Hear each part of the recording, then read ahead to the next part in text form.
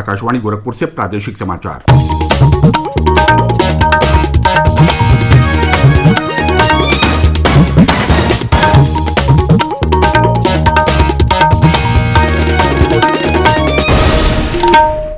नमस्कार, समाचार बुलेटिन के साथ मैं प्रमोद कुमार सिंह।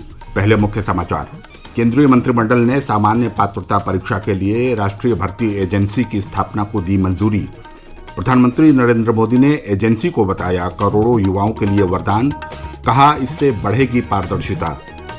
वर्ष 2020-21 के लिए गन्ने का उचित और लाभकारी मूल्य बढ़ाकर किया गया 285 रुपये प्रति क्विंटल। प्रदेश विधानमंडल का मानसून सत्र आज से हो रहा है शुरू। कोरोना संक्रमण के मद्देनजर सत्र के लिए किए गए विशेष इंतजाम। और प्रदेश सरकार सभी कोविड मरीजों को बेहतर उपचार देने के लिए प्रतिबद्ध। अब समाचार विस्तार से। केंद्र ने राष्ट्रीय भर्ती एजेंसी की स्थापना को स्वीकृति दे दी है। ये एजेंसी उम्मीदवारों के चयन के लिए सामान्य पात्रता परीक्षा आयोजित करेगी। प्रधानमंत्री की अध्यक्षता में मंत्रिमंडल की बैठक के बाद केंद्रीय मंत्री प्रकाश जावड़ेकर ने कल संवाददाताओं को बताया कि इस ऐतिहासिक निर्णय से देश के युवाओं को लाभ होगा और उनकी लंबे समय से जारी मांग पूरी होगी। आज नौकरी के लिए जो युवा है उनको बहुत परीक्षाएं देनी पड़ती है और उनको लगभग 20 रिक्रूटमेंट एजेंसीज है। तो कोई 4-5 में अगर परीक्षाएं देता है तो उतनी परीक्षा उतनी जगह जाना, ये सब समाप्त करने के लिए एक ऐतिहासिक फैसले में नेशनल रिक्रूटमेंट एजेंसी, राष्ट्रीय भर्ती संस्था, ये परीक्षा लेने वाली कॉमन एलिजिबिलिटी टेस्ट ये लेगी और इसका करोड़ युवाओं को लाभ मिलेगा जो नौकरी के लिए आवेदन करते हैं। सामान्य पात्रता परीक्षा सीईटी अंक की जानकारी केंद्र और राज्य सरकारों, सार्वजनिक क्षेत्र के उपक्रमों और निजी क्षेत्र को उपलब्ध कराई जाएगी। इससे इन संगठनों में भर्ती की लागत को कम करने में मदद मिलेगी। शुरू में राष्ट्रीय भर्ती एजेंसी साल में 2 बार परीक्षा आयोजित करेगी। मंत्रिमंडल ने सरकारी निजी साझेदारी के जरिए भारतीय विमानपत्तन प्राधिकरण के 3 हवाई अड्डों को लीज पर देने के प्रस्ताव को भी मंजूरी दे दी। श्री जावड़ेकर ने बताया कि इससे आवश्यक निवेश जुटाने के अलावा सेवा प्रदान करने, विशेषज्ञता, उद्यम और पेशेवर क्षमता जैसी दक्षता बढ़ेगी। श्री जावड़ेकर ने बताया कि मंत्रिमंडल की आर्थिक कार्य समिति ने वर्ष 2020-21 के लिए गन्ने के उचित और लाभकारी मूल्य को स्वीकृति दी।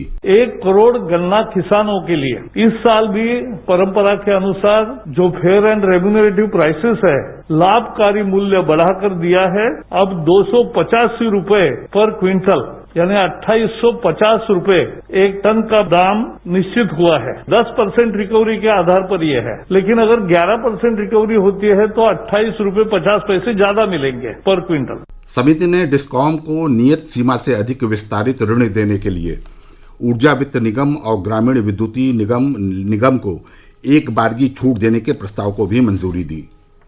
प्रधानमंत्री नरेंद्र मोदी ने कहा है कि राष्ट्रीय भर्ती एजेंसी करोड़ों युवाओं के लिए वरदान साबित होगी। श्री मोदी ने ट्विटर पर कहा कि सामान्य पात्रता परीक्षा के जरिए ये एजेंसी कई तरह की परीक्षाओं की प्रक्रिया से छुटकारा दिलाएगी। इससे बहुमूल्य समय तथा संसाधनों की बचत होगी। उन्होंने कहा कि इससे पारदर्शिता में अत्यधिक वृद्धि होगी। इलेक्ट्रॉनिक्स सामान आयात पर पूरी तरह रोकने के लिए प्रधानमंत्री नरेंद्र मोदी के आह्वान पर उत्तर प्रदेश सरकार ने नई इलेक्ट्रॉनिक्स विनिर्माण नीति 2020 की घोषणा की है। हमारे संवाददाता ने बताया है कि इस नीति में अगले 5 वर्षों में 40,000 करोड़ रुपए का निवेश आमंत्रित करने और 4 लाख नौकरियां सृजित करने का लक्ष्य रखा गया है। प्रदेश के तराई और पूर्वी हिस्से के 16 जिलों के सैकड़ों गांव बाढ़ की चपेट में हैं, जिससे जानमाल का नुकसान हुआ है। नेपाल और ऊपरी पहाड़ी क्षेत्रों से आ रहा पानी और लगातार हो रही वर्षा राज्य के विभिन्न भागों में बाढ़ का कारण बनी हुई है। प्रदेश के राहत आयुक्त कार्यालय के अनुसार 16 जिलों के 838 गांव प्रभावित हैं, जिनमें 520 गांव जलमग्न हैं। बाढ़ जनित कारणों से अब तक 14 लोगों की मौत हुई है। अयोध्या और बाराबंकी में सरयू नदी, पलिया कला में शारदा नदी और बलिया में घाघरा सरयू नदी खतरे के निशान से ऊपर बह रही है। वहीं बलरामपुर में राप्ती नदी तेजी से बढ़ रही है। राहत आयुक्त संजय गोयल ने कल बताया कि बाढ़ प्रभावित जिलों में खाद्यान्न और दवाओं की आपूर्ति की जा रही है। अधिकारियों को तटबंधों की लगातार पेट्रोलिंग करने के निर्देश दिए गए हैं। प्रदेश विधानमंडल का मानसून सत्र आज से शुरू हो रहा है। विधानसभा के अध्यक्ष हृदय नारायण दीक्षित ने आकाशवाणी समाचार से विशेष बातचीत में बताया कि इस ऐतिहासिक सत्र के लिए विशेष इंतजाम किए गए हैं। उन्होंने बताया कि बुजुर्ग और अस्वस्थ विधायकों को सत्र में उपस्थित न होने की छूट दी गई है। श्री दीक्षित ने बताया कि ये देश की सभी विधानसभाओं में पहली ऐसी विधानसभा होगी जहां कोरोना वायरस फैलने के बाद सामान्य सत्र आयोजित किया जा रहा है। संवैधानिक बाध्यता होती है। संविधान में ऐसी व्यवस्था है कि एक सत्र से दूसरे सत्र के मध्य 6 माह से ज्यादा अवधि नहीं होनी चाहिए। इसलिए सदन बुलाया जाना, हमारे पास सरकार द्वारा भेजे गए अध्यादेश, उनके प्रति स्थानीय विधेयक, तरह के सरकारी काम है, उन्हें निपटाएंगे। मुख्यमंत्री योगी आदित्यनाथ ने कल लखनऊ में हुई सर्वदलीय बैठक में विपक्ष के नेताओं से विधानमंडल की कार्रवाई में सहयोग करने का आग्रह किया। उन्होंने कोरोना वायरस के संक्रमण से बचाव के नियमों का पालन करते हुए विपक्ष से अपने मुद्दों को संवैधानिक दायरे में उठाने पर जोर दिया।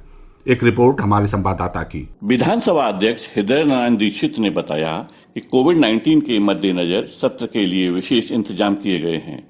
उन्होंने कहा कि सदन को भली भांति विसंक्रमित किया गया है और सदस्यों के बैठने के लिए सदन में विशेष व्यवस्थाएं की गई हैं। सदस्यगण सदन में एक सीट छोड़कर आसन ग्रहण करेंगे। दर्शक दीर्घा और प्रेस दीर्घा का उपयोग भी सदस्यों के बैठने के लिए किया जाएगा। इस सत्र में किसी भी दर्शक को आने की अनुमति नहीं दी गई है और सदन के पूर्व सदस्यों के पास वर्तमान सत्र के दौरान कोविड-19 के मद्देनजर निरस्त रहेंगे। बीमार, वयोवृद्ध तथा महिला सदस्यों को कहा गया है कि वे चाहें तो सदन को सूचना देकर सदन से विरत रह सकते हैं। मुख्यमंत्री योगी आदित्यनाथ ने सोशल डिस्टेंसिंग और कोविड-19 के निर्देशों का पालन करने की अपील की है। गौरतलब है कि सत्र के पहले 2 सप्ताह के दौरान सरकार के 2 मंत्री कमल रानी वरुण और चेतन चौहान कोरोना से काल कलवित हो गए। सदन के कई अन्य सदस्य और मंत्री भी कोरोना से संक्रमित हुए हैं। 2 दिन पहले विधानसभा के 20 कर्मचारी भी कोरोना संक्रमित पाए गए। MS यादव, आकाशवाणी समाचार, लखनऊ। प्रादेशिक समाचार आप आकाशवाणी गोरखपुर से सुन रहे हैं। प्रधानमंत्री नरेंद्र मोदी ने देशवासियों से कोरोना काल में मौजूदा मानसून के दौरान विशेष सावधानी बरतने की अपील की है। श्री मोदी ने ट्विटर पर कहा है कि ये मौसम में बदलाव और विषाणु जनित रोगों के फैलाव का समय है, इसलिए सतर्कता और एहतियाती उपाय जरूरी हैं। प्रधानमंत्री ने कहा कि सरकार स्थिति पर बारीकी से नजर रख रही है और प्रभावित लोगों की समुचित देखभाल सुनिश्चित कर रही है। कोविड महामारी से निपटने के लिए सही समय पर किए गए सरकार के प्रयासों के कारण देश में अब तक 20 लाख से अधिक लोग कोरोना संक्रमण से ठीक हो चुके हैं। संक्रमण से ठीक होने वालों की दर अब 73.64% हो गई है। पिछले 24 घंटों में देश में 60,000 से ज्यादा कोविड मरीज ठीक हुए हैं। ये एक दिन में ठीक होने वालों की सबसे अधिक संख्या है। मृत्यु दर भी तेजी से घटकर 1.91% रह गई है। मुख्यमंत्री योगी आदित्यनाथ ने कहा है कि प्रदेश सरकार सभी कोविड मरीजों को बेहतर उपचार देने के लिए प्रतिबद्ध है। उन्होंने बताया कि राज्य सरकार द्वारा प्रत्येक जिले को कोविड-19 के उपचार के लिए 3 से 5 करोड़ रुपए अतिरिक्त रूप से उपलब्ध कराए गए हैं। मुख्यमंत्री कल अपने आवास पर एक बैठक में अनलॉक व्यवस्था की समीक्षा कर रहे थे। उन्होंने राज्य के सभी मेडिकल कॉलेजों को अपने बजट से कोविड-19 के उपचार संबंधी औषधियां एवं अन्य आवश्यक सामग्री खरीदने के निर्देश दिए हैं। उन्होंने स्पष्ट किया कि किसी भी दशा में दवा के अभाव में मरीज का इलाज प्रभावित नहीं होना चाहिए। मुख्यमंत्री ने 40,75,000 से अधिक कोरोना जांच के साथ उत्तर प्रदेश के देश का पहला राज्य बनने पर संतोष व्यक्त करते हुए टेस्टिंग गतिविधियों को पूरी क्षमता से संचालित करने के निर्देश दिए हैं। और अंत में बुलेटिन के मुख्य समाचार एक बार फिर। केंद्रीय मंत्रिमंडल ने सामान्य पात्रता परीक्षा के लिए राष्ट्रीय भर्ती एजेंसी की स्थापना को दी मंजूरी।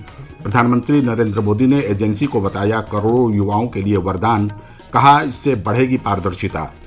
वर्ष 2020-21 के लिए गन्ने का उचित और लाभकारी मूल्य बढ़ाकर किया गया 285 रुपये प्रति क्विंटल। प्रदेश विधानमंडल का मानसून सत्र आज से हो रहा है शुरू। कोरोना संक्रमण के मद्देनजर सत्र के लिए किए गए विशेष इंतजाम और प्रदेश सरकार सभी कोविड मरीजों को बेहतर उपचार देने के लिए प्रतिबद्ध। इसके साथ ही ये समाचार बुलेटिन समाप्त हुआ। नमस्कार।